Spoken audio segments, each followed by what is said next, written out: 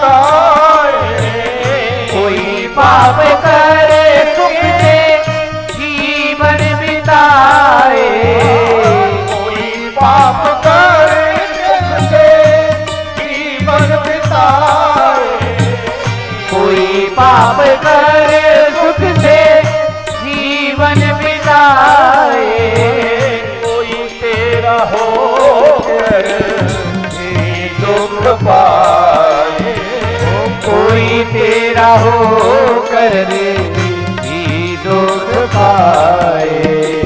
समझ में न आया, समझ में न आया तेरे न्याय का पैमाना, किसी को हंसाना, किसी को रुलाना, किसी को हटाना, किसी को रुलाना, कैसी है तेरी महिमा भगवाना, किसी को हंसाना, किसी को रुलाना,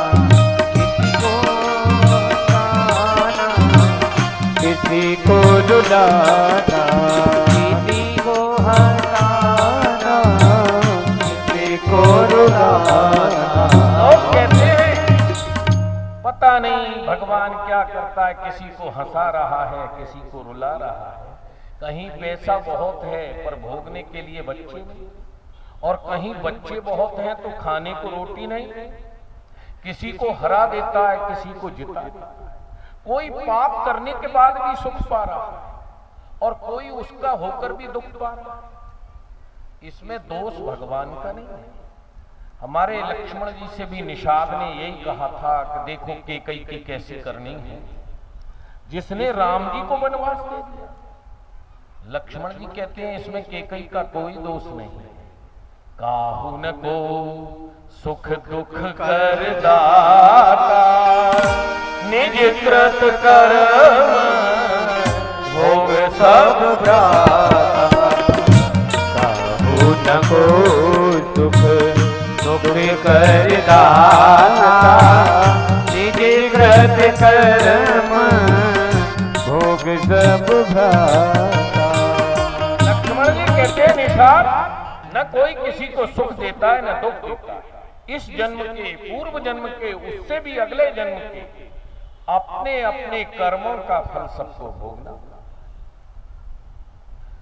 वही परीक्षित ने पूछा कि सुखदेव जी, देवकी वसुदेव रो रहे हैं जिन्होंने भगवान को जन्म दिया, और नंद यशोदा आनंद ले रहे हैं, ऐसा क्यों? तो सुखदेव जी कहते हैं सुनो राजा, अपने अपने कर्मों का फल है।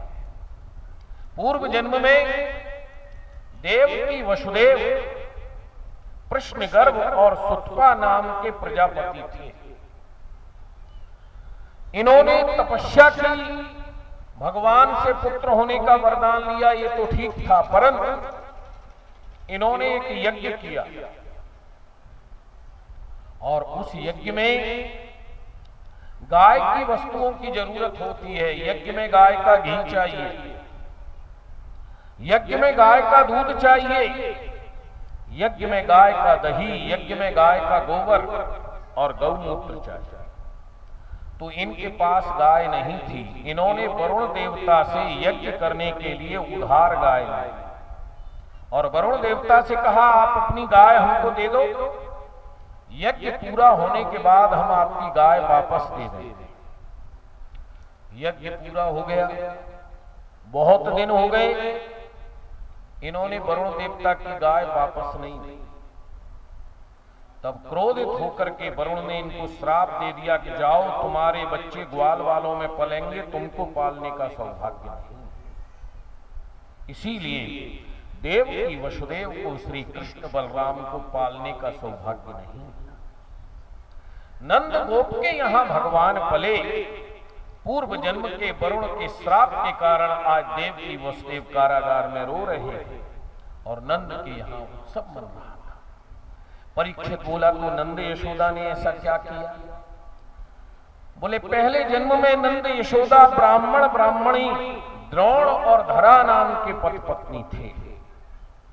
ब्राह्मण का नाम द्रोण था और पत्नी का नाम धरा जी था। इनका एक नियम था कि घर में जो भी अतिथि आएगा उसे भोजन जरूर कराएंगे। धीरे धीरे अतिथि सेवा करते करते इनकी सारी संपत्ति नष्ट हो गई। एक दिन भगवान अतिथि बन के आए और इनके घर में अन्न का एक दाना भी नहीं था उस दिन। और भगवान जब परीक्षा लेते हैं तो ऐसे ही लेते हैं। पति ने पत्नी से कहा, जाओ अतिथि के लिए भोजन तैयार करो। आज की घरवाली होती तो डब्बा बजाती, तेरी खोपड़ी से भोजन तैयार करो, एक भी दाना नहीं है। परंतु पतिव्रता पत्नी चुपचाप पड़ोसी के यहाँ गई। बोले, देखो जी, हमारे यहाँ अतिथि आए हैं, हमें उनकी सेवा करनी है, कुछ अन्न उधार दे दो। इस पड़ोसी की दृष्टि में खोट था, धरा जी की सुंदरता पर आसक्त था। बोले, आज तक तुमको ऐसे ही दे दिया, पुराना तो हिसाब चुकाया नहीं, फिर लेने आ गई, आज बिना कुछ लिए नहीं गई। तो बोली, क्या चाहिए? बोले, अपने स्तन दे दे। अब सोचा, यदि इसकी बात मानती हूं तो मेरा पतिव्रत धर्म नष्ट होगा, और नहीं मानती हूं तो जीवन भर का अतिथि धर्म नष्ट होगा। फिर थोड़ी देर सोच करके बोली, अच्छा ठीक है, तेरी बात मान लेंगे, पर अभी नहीं। पहले तू हमको अन्न दे, हम अतिथि को भोजन करा दें, उसके बाद जो तैने मांगा है वो तुझे दे देंगे। बड़ा खुश हुआ कि हमारी बात मान ली। बोले, जितना चाहिए उतना अन्न ले जाए। धरा जी वहां से सामग्री लाई, पाकशाला में रसोई घर में जाके भोजन बनाया, अतिथि को खिलाया, और पति से बोली, हमें किसी का कर्जा चुकाना है, आती है हम अभी। जाकर के उससे बोली, ले भाई, जो तैने मांगा था वो देने हम आ गई, पर ये बता, तेरे पास कोई धार वाली वस्तु है? मूर्ख समझा नहीं। बोले, हाँ है, एक चाकू ले आया। धरा जी ने अपना स्तन काटा चाकू से और उसे दे दिया। बोले, यही तो मांगा था, ले। और रक्त से रंजित जब घर में आई तो अतिथि में से ठाकुर जी प्रकट हो गए। बोले, मैया, मेरे लिए ये स्तन काटा है, द्वापर में इसी स्तन का दुख पाना। काहुन को सुख दुख कर दाता, निज कृत कर्म भोग सब भ्रात। काहुन को सुख दुख कर दाता, निज कृत कर्म भोग सब भ्राता। न कोई किसी को सुख देता है और न कोई किसी को दुख देता है, अपने अपने कर्मों का फल सबको भोगना पड़ता है। इसलिए ऐसा मत सोचा करो, इसने हमारा बिगाड़ दिया, उसने हमारा बिगाड़ दिया। किसी ने कुछ नहीं बिगाड़ा। बिगाड़ा है तो तुम्हारे इस जन्म के, उस जन्म के, उससे पहले जन्म के कर्मों ने बिगाड़ा है, उनको सुधारो। भगवान थोड़े बड़े हुए, ग्वाल वालों के साथ खेलते खेलते आंगन में गए और एक मिट्टी की डेली मुंह में रखी। ग्वाल वाल चिल्लाए, मैया मैया, देख कैसो गजब है वो। बोले, का गजब है? बोले, तेरे कन्हैया ने मट्टी खा।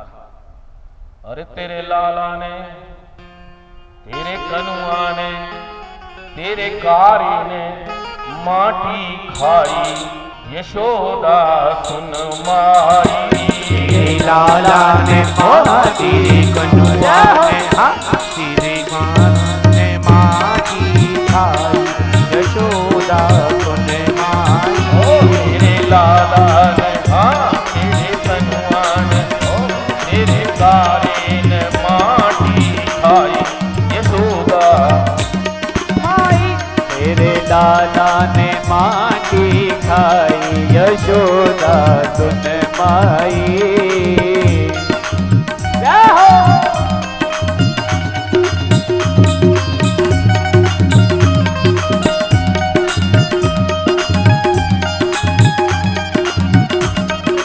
अद्भुत खेल सखन संग खेलो, अद्भुत खेल सखन संग खेलो।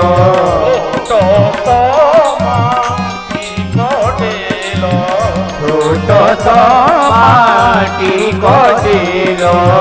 सूरत श्याम ने मुख में मिलो, सूरत श्याम ने मुख में मिलो। कटक कटक गटकाई यशोदा माई, तेरे गटना गटकाई यशोदा सुन माई। लाला ने ओ तेरे कनुआ ने तेरे कारी ने माटी खाई यशोदा सुन माई। ओ कन्हैया माटी खाई जय हो।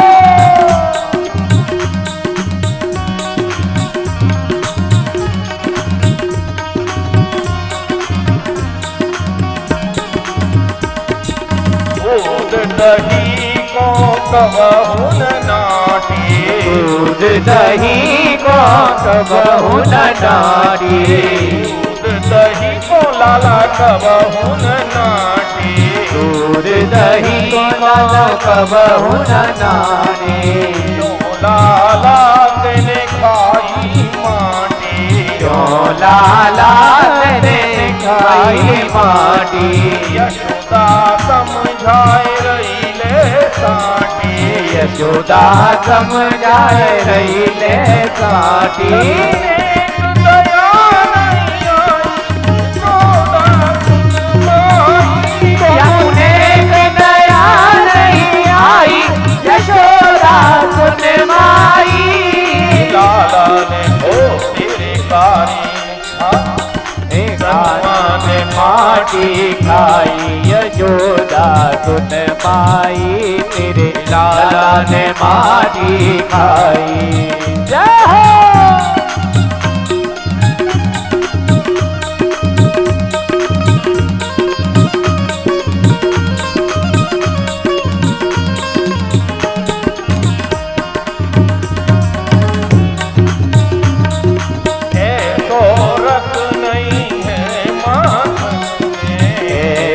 रस नहीं है माखन में, मेवा मिश्री नहीं दाखन में, मेवा मिश्री नहीं दाखन में। जो रस है ब्रज रस चाखन में, जो रस है ब्रज रस चाखन में।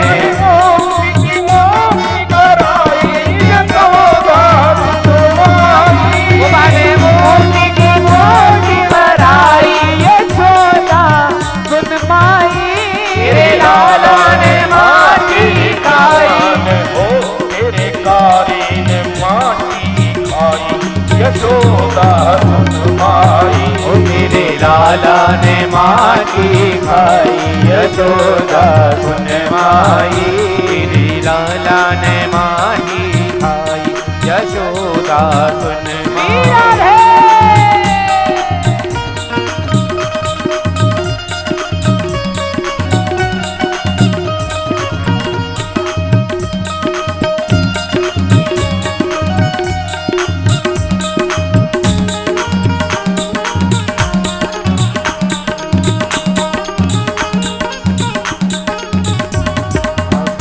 माई मेरे लाला ने माटी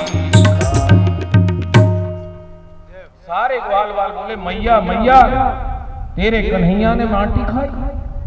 मैया बोले क्यों रे लाला तेने मिट्टी खाई। कन्हैया बोले ना हम भक्षितवानम ना हम भक्षितवानम सर्वे मिथ्याभिशंसिना यदि सत्य गिरस्तर्हि समक्षम पश्य मे मुखम। मैंने मिट्टी नहीं खाई। हम आप सबसे पूछते हैं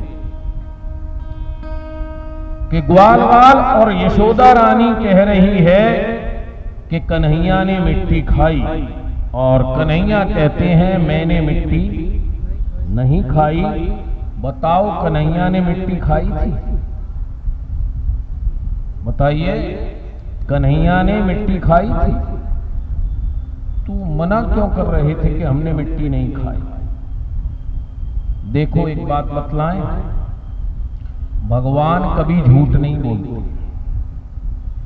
सारे संसार में मिट्टी होती है, पर वृंदावन और अयोध्या में मिट्टी नहीं होती, वहां रज होती है। बोलो जय श्री कृष्ण। और उसका चमत्कार भी है। अयोध्या में अभी कलयुग की घटना थी। एक संत पंचकोसी परिक्रमा देने के लिए निकले, और जैसे ही स्मशान के समीप पहुंचे तो देखा प्रेतों की भीड़ लगी हुई बड़े जोर जोर से हंस रही थी। स्मशान पर प्रेत हंस रहे थे। संत ने पूछा, क्यों हंस रहे हो भाई? बोले, बाबा आज हमारी लड़की बहुत समय से कुंवारी है, उसकी शादी होगी। कैसे? बोले, अयोध्या में अभी एक सांड एक नवयुवक के पेट में सींग मारे और उस युवक की अकाल मृत्यु होगी। वो मरकर के प्रेत बनेगा, हमारे बीच आएगा, हम अपनी इस लड़की की उससे शादी करें, इसलिए हम हंस रहे हैं। बाबा बोले, कोई बात नहीं। परिक्रमा दे के लौट करके आए तो देखा सारे प्रेत रो रहे थे। बोले, भाई हम जब गए तब तुम हंस रहे थे, आज रो रहे हो, क्या बात है? बोले, हमारी लड़की कुंवारी रह गई। क्यों? क्या सांड ने युवक के पेट में सींग नहीं मारा? युवक की अकाल मृत्यु नहीं हुई? बोले, सब कुछ वैसा ही हुआ जैसा हमने सोचा था, पर एक काम गड़बड़ हो गया। क्या? बोले, सांड ने युवक के पेट में सींग मारने से पहले सरयू की रेत में सींगों को रगड़ लिया, और उसके खुरदुरे सींगों में सरयू की रेत लगी रह गई। और जैसे ही युवक के पेट में सींग डाला, वो युवक प्रेत नहीं बना, सीधा भगवान के धाम को चला गया। बोलो जैसे। इसलिए चलो, ये तो ग्वाल वालों के यहां पले अहीर के छोरा थे, इन्होंने मिट्टी खा ली, पर वो तो राजा धीराज थे, दशरथ जी के पुत्र थे। मैया ने बड़ा सुंदर श्रृंगार किया चारों भैयाओं का, और जैसे ही अंगना से बाहर गए तो धूसर धूर भरे तनुहाए, भूपत बिहस गोद बैठा, ऊपर धूर भरी तनुहाए, भूपति बिहस गोद बैठा। राम जी ने दोनों हाथों में धूल भर के भरत जी के ऊपर डाल दी। भरत जी ने राम जी पर डाली, शत्रुघ्न जी ने लक्ष्मण जी पर, लक्ष्मण जी ने शत्रुघ्न जी पे, पूरा श्रृंगार धूल ही धूल में हो गया। और महाराज दशरथ ने हंस करके गोद में बिठा। क्यों? भगवान बोले, यदि अयोध्या और ब्रज की रज को मैं मस्तक पर नहीं रखूंगा तो संसार को इसका प्रभाव कैसे पता? मुक्ति कहे गोपाल से, मेरी मुक्ति बताओ, ब्रज रज उड़ मस्तक लगे, मुक्ति मुक्त है। इसलिए भगवान झूठ नहीं बोलते हैं।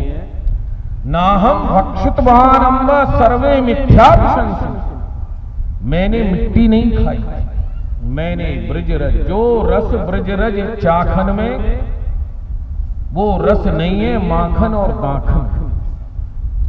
अब तो प्रदूषण हो गया। नहीं, हमारे यहाँ गोकुल में ब्रह्मांड घाट पर यमुना जी की रज के पेड़े बनते थे, और उन पेड़ों को अगर मावा के पेड़ा के अलावा खाओ तो वैसा ही स्वाद आता था जैसा मावा के पेड़ा। इसलिए वृंदावन जाओ तो ये मत सोचो